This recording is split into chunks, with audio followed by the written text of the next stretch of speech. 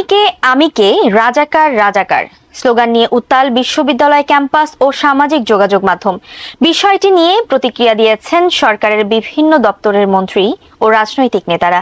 এবারের ব্যাখ্যা শেয়ার দিলেন আসিফ নজরুল। বিস্তারিত মোহাম্মদ সোহাগ বিশ্বাসের রিপোর্টে।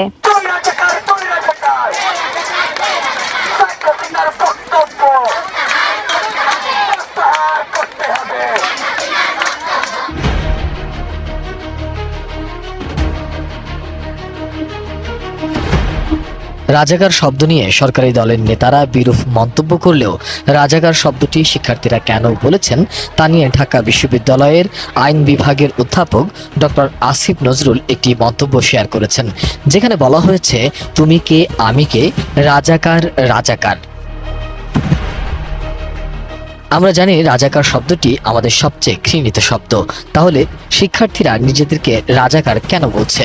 আদিত্য পিয়াসের পোস্ট করা একটি লেখা শেয়ার করে আসিফ নজরুল বলেন, কেউ একজন আন্দোলনরত শিক্ষার্থী সমাজকে রাজাকার বলেছেন সেই প্রতিবাদে সীমাহীন দুঃখ কষ্ট বুকে নিয়ে বেকারত্বের অভিশাপে জর্জরিত অধিকার বঞ্চিত শিক্ষার্থী সমাজ নিজেদেরকে এই রাজাকার বলাটা যে একটি শক্তিশালী আইরনি, অনেক বড় একটি প্রতিবাদ।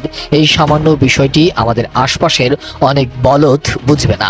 এই সামান্য জিনিস বোঝার জন্য মাথায় কিছু জ্ঞানও তো থাকতে হয়। কোটা বিরোধী আন্দোলনে হঠাৎ করে উত্তেজনা ছড়িয়ে পড়ে রোববার দিবাগত মধ্যরাতে। এদিন বিকাল থেকে সামাজিক যোগাযোগ মাধ্যমে আলোচনা শুরু হয় মুক্তিযোদ্ধা এবং রাজাকার ইস্যু। সরকার প্রধানের একটি কথার প্রতিবাদ করে ঢাকা বিশ্ববিদ্যালয় সহ অন্যান্য বিশ্ববিদ্যালয়ের শিক্ষার্থীরাও নিজেদের রাজাকার ঘোষণা করে বিভিন্ন স্লোগান দিতে থাকেন।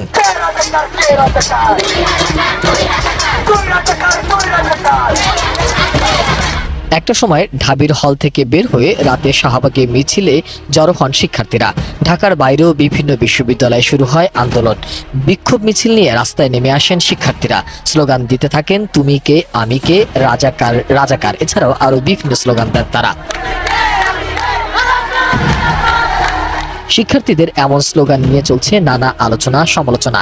এমনই প্রেক্ষাপটে রোববার রাতে ফেসবুকে পোস্ট দেন শিক্ষামন্ত্রী মহিবুল হাসান চৌধুরী নফেল ও সমাজ কল্যাণ মন্ত্রী ডাক্তার দীপু মনি। শিক্ষামন্ত্রী রোববার তার ফেসবুক পেজে পোস্ট করে লিখেছেন, যাদের মুখ থেকে বের হয় আমি রাজাকার তারা প্রমাণ করেছে তারা এ যুগের সাচ্চা রাজাকার।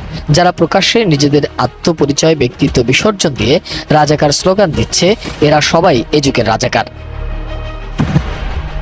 সমাজ কল্যাণ মন্ত্রী ডাক্তার দীপু মনি এক ফেসবুক পোস্টে বলেছেন, যারা নিজেদেরকে রাজাকার বলে পরিচয় দেয় তাদের মুক্তিযুদ্ধের শহীদদের রক্তস্নাত লাল সবুজের পতাকা হাতে নিয়ে বা সেই পতাকা কপালে বেঁধে মিছিল করবার কোনো অধিকার থাকতে পারে না। সরকার প্রধানের বক্তব্যের পর আন্দোলনরত শিক্ষার্থীরা গতরাতে যে কথা বলে স্লোগান দিয়েছে সেটির পরে আজ ঢাকা বিশ্ববিদ্যালয় সহ বিভিন্ন বিশ্ববিদ্যালয়ে ছাত্রলীগের সাথে আন্দোলনকারী শিক্ষার্থীদের ব্যাপক সংঘর্ষের ঘটনা ঘটেছে। মোহাম্মদ সোহাগ বিশ্বাস, এটিএন নিউজ, ঢাকা।